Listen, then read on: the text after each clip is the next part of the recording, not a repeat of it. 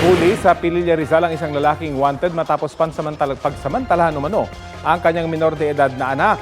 Itinanggi niya ang akusasyon. Balita hatid ni EJ Gomez.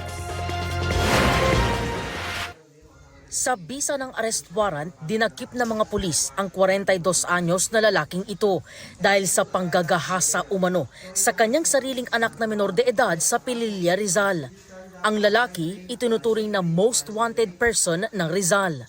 Na-serve na natin yung warrant of arrest na inisyu ng korte for 3 counts of qualified rape. Yun nga, mismo sa sarili niyang anak. Wala namang resistance at sumama naman kaagad sa kapulisan. Ayon sa pulisya, sa mismong bahay ng mag-ama nangyari ang paulit-ulit na pangahalay. Nangyari ito noong 2019, then nasundan hanggang 2023. Nangyari nung 13-year-old pa yung biktima hanggang umabot ng 15 years old. Alam mo naman yung pagkasong rape, nandyan yung fear, intimidation. Lately lang na-report kaya umabot ng ganun yung 3 years. Mariing itinanggi ng akusado na si alias Erson ang paratang.